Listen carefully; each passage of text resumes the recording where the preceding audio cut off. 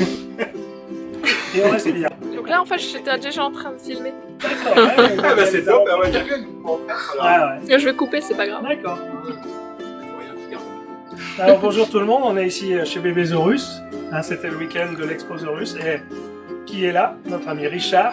Richard Dijoux, hein, Columbia Snake pour ceux qui l'ont connu. Le papa des Skyless, hein, parce que le premier Skyless est né chez Richard il y a 17 ans maintenant. C'est ça. À un mois près, j'ai eu cette chance, il y a 17 ans, d'avoir une petite bestiole un peu bizarre avec un gros manque d'écailles. Et puis finalement, grâce à ces petites bêtes, on fait des rencontres. On rencontre des gens passionnés, des gens passionnants.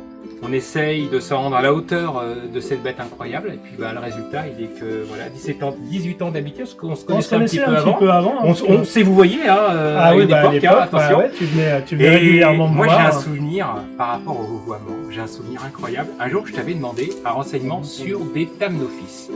Et moi, j'avais, relation client, une relation très sympathique, client professionnel, et je te voyais. Et naturellement, j'étais au téléphone, je me rappelle, je travaillais, j'étais encore à mon ancien magasin, où j'étais animalier, et tu m'as répondu en me tutoyant. Et ça a été pour moi, Stéphane de Reptilis qui me tutoie.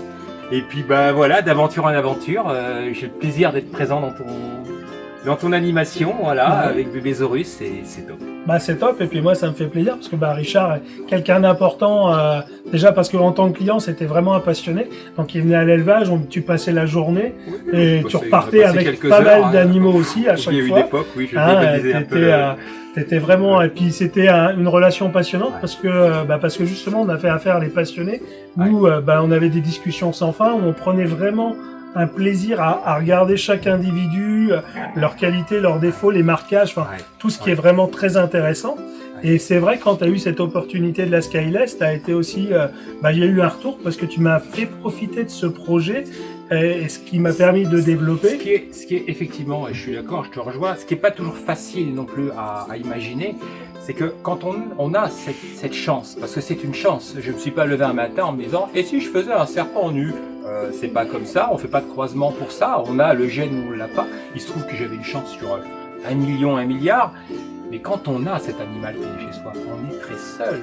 Qu'est-ce qu'on en fait? Qu'est-ce qu'on en fait? Si on veut vivre de cette passion, en ayant entre guillemets, ces atouts, cette mutation-là, qui n'est qu'une des innombrables choses qu'on peut faire avec le serpent dévelé, il faut aussi s'entourer des personnes qui ont l'expérience, qui ont le commercial, que je n'avais pas à l'époque. Parce que moi, ma première Skyless qui est née en 2002, si on pouvait faire un retour vers le futur, qui est Richard Dijoux en 2002 ?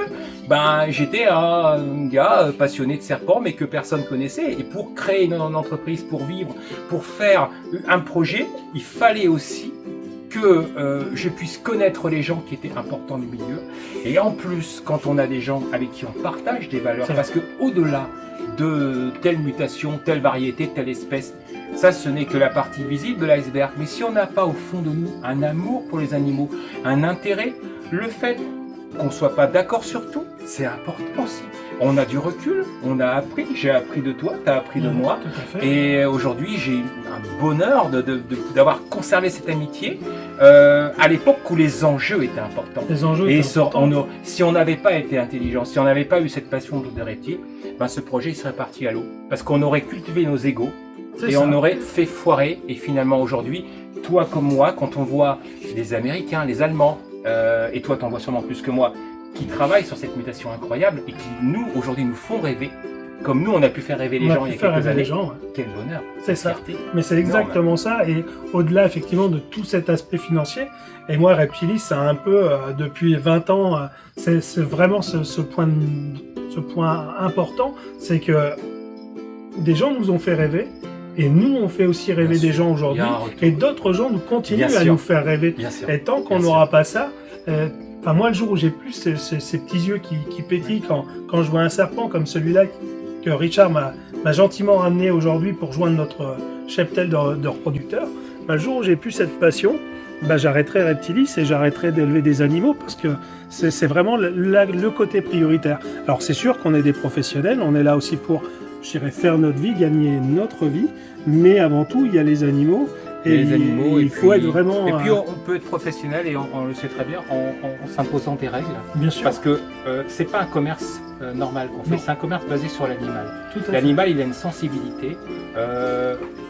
On doit, autant que possible, on doit se fixer des règles de déontologie pour respecter nos clients, parce que c'est nos clients. Alors Qui je le parle, font bien. c'est l'ex-professionnel qui parle, mais je n'ai pas changé, si ce n'est que je n'ai plus d'activité, mais ma vision elle est la même.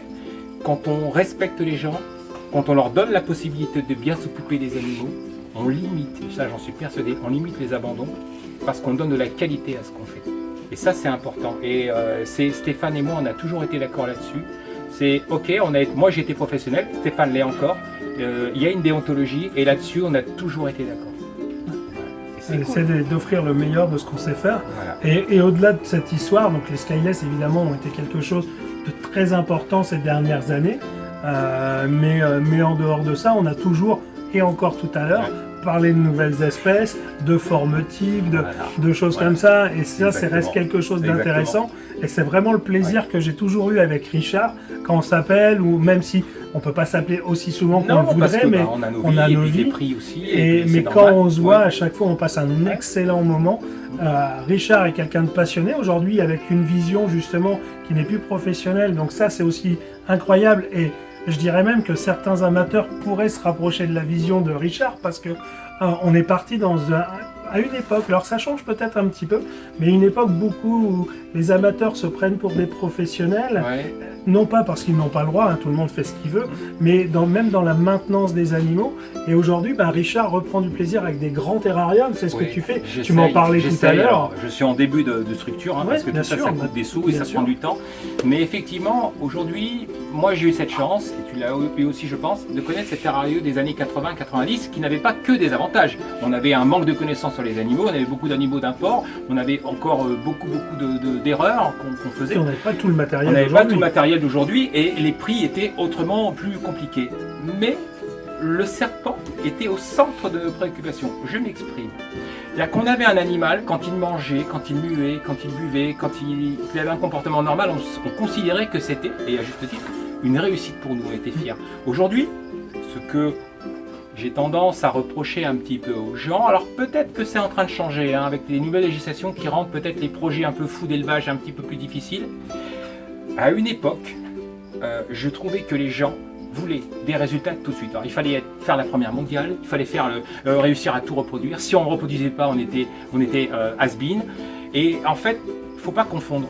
Cultiver son ego et cultiver son amour pour les serpents sont deux choses différentes. Et je pense qu'on est en train d'en venir aux sources. Et nous, je trouve qu'en tant que personnes qui sont un petit peu connues et qui ont l'expérience, on a une responsabilité par rapport à ça. Moi, je considère aujourd'hui que je suis, à mes heures perdues, un influenceur. C'est-à-dire que notre parole, nous, capacitaires, on est dépositaire de la loi, on ne la fait pas appliquer, mais on doit la respecter, on doit montrer exemple. Mais aussi, dans notre façon de voir les animaux, de voir la captivité des animaux, je trouve que c'est super important qu'on puisse influencer les gens vers une autre terrariophilie. Une terrariophilie peut-être moins quantitative, mais plus qualitative. En tout cas, la qualité, elle est sûre qu'elle est importante. Ça peut être dans la sélection des animaux, ça peut être aussi dans le bien-être. Et lorsqu'on vend des animaux, effectivement, on essaye à chaque fois que c'est possible. Nous, on a nos petites fiches de suivi, de vendre et de proposer des animaux qui sont en tout cas sains et bons mangeurs. Après, on n'est jamais à l'abri, c'est du vivant. Il y a beaucoup de paramètres, on sait, qui rendent en compte, mais en tout cas, c'est vraiment important.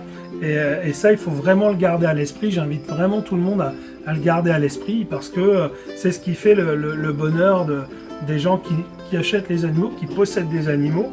Et en tout cas, nous, c'est notre vision, et c'est quelque chose qui nous a toujours rapprochés, quel que soit le reptile, on s'émerveille. On a fait beaucoup de bourses ensemble, on a fait de la route. On a fait la route, on a fait des partenariats, on a rencontré des gens formidables. Tout à fait. On a vu énormément d'animaux.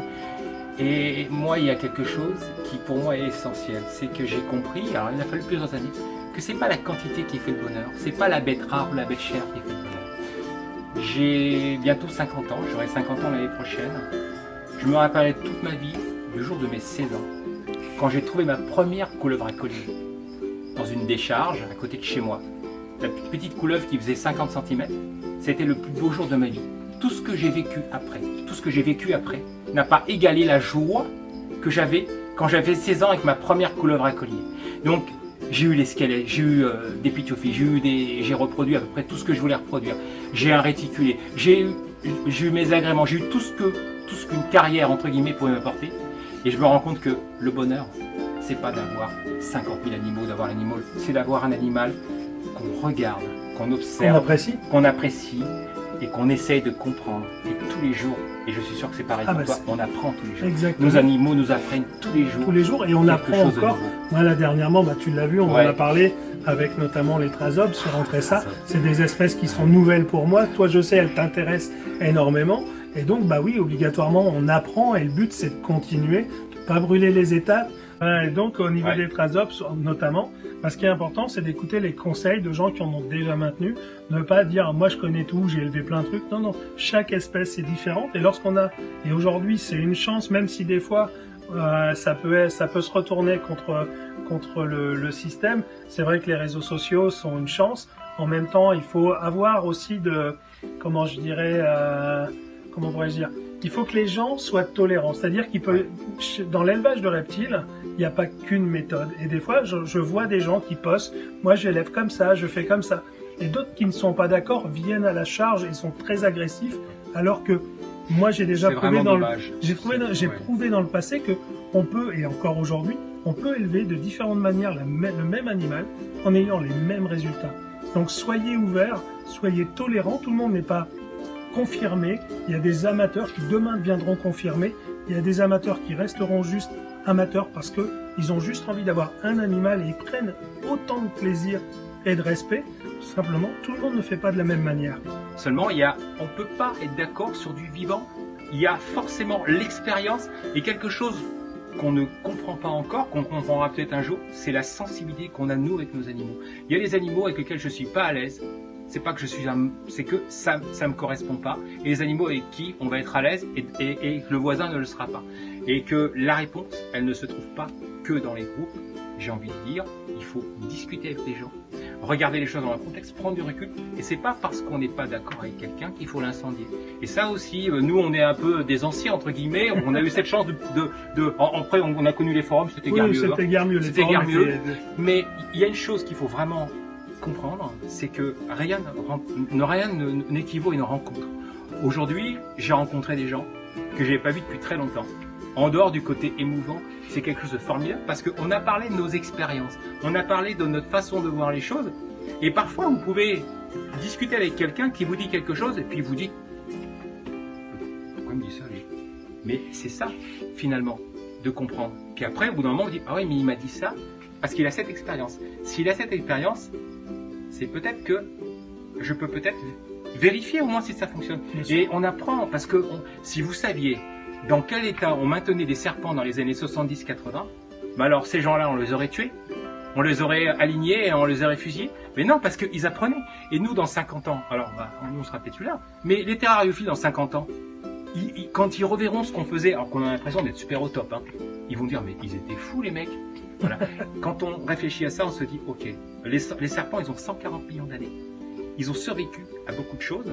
Malheureusement, l'effet de l'homme sur les environnements, c'est quand même compliqué depuis quelques décennies. Mais il faut bien comprendre qu'on n'a rien compris encore aux serpents, on n'a pas encore fait le tour. Et que l'expérience, alors il y a des règles de base évidemment, mais il faut, comme dit Stéphane, être véhément derrière un écran, c'est très facile. Avoir une discussion ouverte avec quelqu'un en disant, écoute, moi j'ai pas cette vision-là, j'ai pas cette expérience-là, mais écoute, on sera pas d'accord, on peut pas être d'accord sur ça. Non, bien sûr. Stéphane, on est d'accord sur plein de choses, mais un jour on peut avoir une discussion sur lesquelles, Stéphane, et alors, est-ce que je vais me dire, mais non, mais quel idiot, mais qu'il a rien compris? Non, on n'est pas d'accord. Et on n'est peut-être pas d'accord aujourd'hui, on sera peut-être d'accord demain, ou peut-être pas. Ça n'empêche pas la valeur des personnes. Et on aura deux expériences différentes. Et quelqu'un qui va nous écouter, lui, va prendre parti de ça. Il va dire, ah ouais, Stéphane il a fait comme ça. Richard, je prends l'exemple parce qu'on parle de tous les deux. Richard a fait comme ça. Ok, mais je trouve que Stéphane il a un petit peu tort. Richard il a un petit peu tort. Je vais prendre l'expérience des deux, je vais faire un truc super. C'est ça le partage. C'est ça. Par contre, l'ego, on le met un peu dans sa poche. Ouais, de toute façon. Parce que face aux animaux, on est nus. Oui, et puis de toute façon, l'ego, on s'en fout. Nous, c'est surtout les animaux qui nous rapprochent, qui nous attirent. Voilà, on parle de petites bêtes comme ça. Bon, dedans, il y a un peu d'okiti, il y a un petit peu de buff. Un buff, c'est un gène dominant qui a été découvert il y a quelques années. Je suis même pas sûr que c'est du buff. Mais ça y ressemble. Bon ben voilà, Stéphane a une petite demoiselle Tessera avec à son sœur, avec des côtés un petit peu jaunâtres. On va voir un petit peu comment ça va se développer. Et puis ben on se tiendra au courant. Bien sûr. On se tiendra au courant de la suite des événements. Et puis si un jour j'ai des beaux bébés typés buff et que ça l'intéresse, allô Stéphane, bah écoute voilà, je passe à Lyon ou je monte chez toi. Exactement. Et je trouve ça formidable. C'est quand même super. Voilà.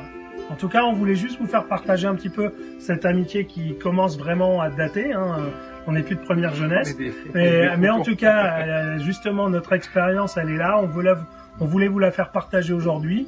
Et puis, elle va continuer. On va encore certainement nous se revoir, partager des choses, partager des nouveaux projets. Et puis, on vous dit à très bientôt. À très bientôt, mes amis.